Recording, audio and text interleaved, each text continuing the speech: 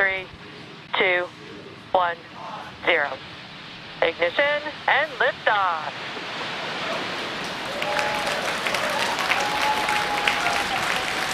M1D chamber pressure phenomenal. Pitching downrange.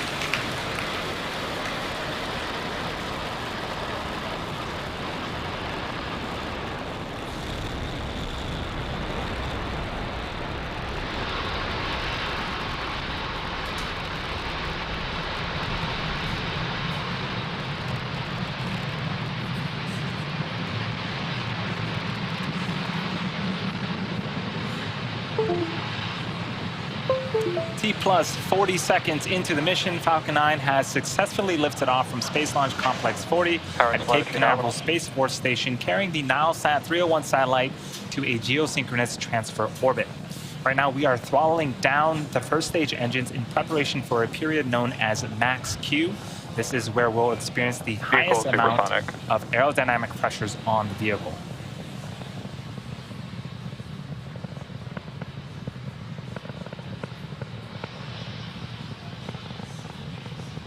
Max Q. Now that we've passed Max Q, we are now bringing those engines back up to full power. In about a minute, we have a couple of events happening in quick succession. First up will be main engine cutoff, also known as MECO, followed by stage separation, and then SES1, also known as second engine start 1. During main engine cutoff, those 9 engines will shut off. During stage separation, the first and second stages will separate from one another, and then during SES1 or second engine start 1, we'll have that single Merlin vacuum engine on the second stage. It will ignite and continue to carry the Nilesat 301 satellite to its targeted drop-off orbit. Shortly after we see ignition of the second stage engine, we are expecting those fairing halves to deploy and exposing, again, that Nilesat 301 satellite to the vacuum of space.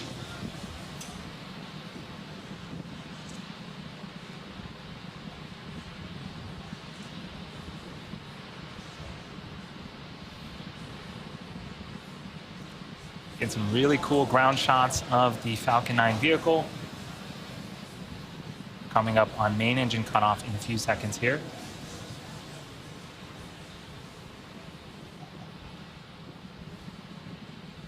MECO. Stage separation confirmed.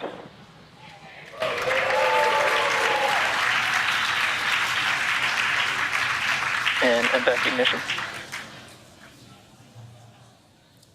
So we got successful main engine cutoff, successful stage separation, and you can see on the right-hand side of the screen that Merlin vacuum engine on the second stage has indeed had started up and is now propelling the second stage with our payload to its drop-off orbit. So coming up, we'll have fairing deploy in about 5 or so seconds.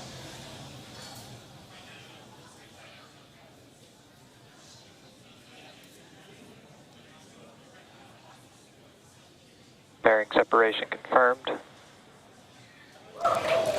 And there you see it. The 2 fairing halves have separated and are falling away from the vehicle, now exposing the Nilesat 301 satellite. As a reminder, again, we are going to be attempting to recover those fairing halves with the help of our recovery vessel, Doug.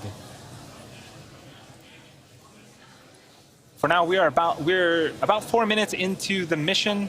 Things are looking great.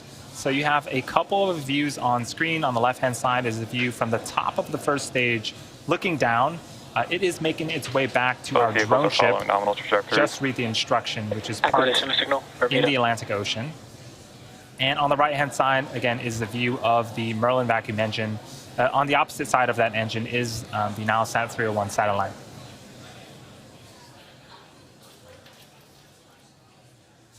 So we're currently in the first of 2 planned MVAC burns for the second stage.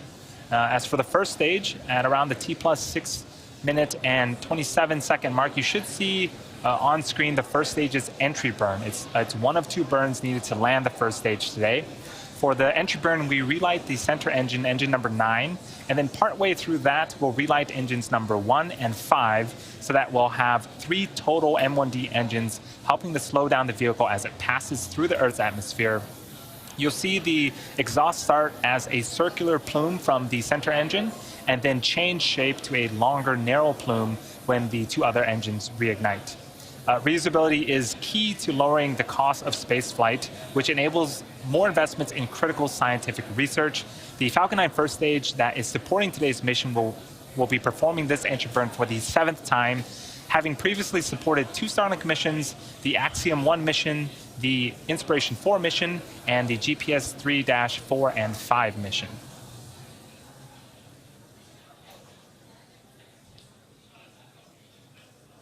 So about a minute away from that entry burn.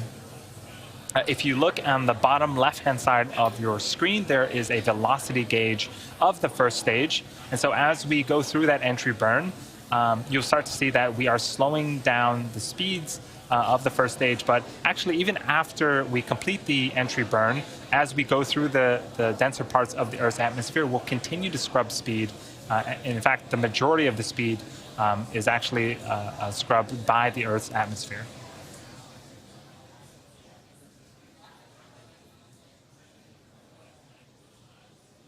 We talked a little bit about the engines and the different engines on the Falcon 9 vehicle. On the right-hand side of the screen, that is the Merlin vacuum engine. It's optimized to perform in the vacuum of space and can produce over 220,000 pounds of thrust. The engines on the first stage are Stage 1 entry burn startup. optimized to perform at sea level, and they can produce over 190,000 pounds of thrust during both ascent and descent. And you can see that we have indeed started our entry burn. This is expected to last for about 20 seconds before we shut off those 3 engines once again. And while Falcon 9 makes its way back, Stage 1 entry burn shutdown. you may notice the different SIT markings on the outer coverings of the rocket. Pretty much as we're returning to Earth, we're flying through our own exhaust. And so that's where the SIT will start to build up around the Falcon 9 first stage. So we did have a successful entry burn. The first stage has Stage one more burn AFTS to go. saved. It's going to happen in about a minute and 15 seconds. Before we start the landing burn on the first stage, we are going to be listening for a call out for the second stage, which is SECO. That stands for Second Engine Cutoff 1. The second stage engine will shut off and enter a coast phase for about 20 minutes, and then we'll actually be reigniting the second stage engine for a second time.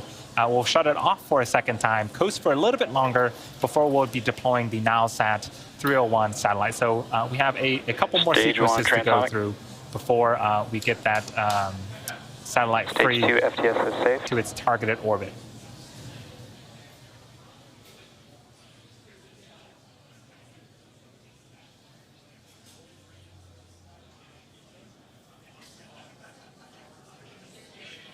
MVAC shutdown. Expected loss of signal, Cape. Stage 1 landing burn. So we did get confirmation of a successful second engine cutoff, and we've also begun the landing burn on the first stage. Nominal orbit insertion. So that call out for nominal orbital insertion is what we're waiting for the second stage. Again, it is now parked and in its coast phase. So here we're going to see if we can land this first stage for the 7th time on our drone ship.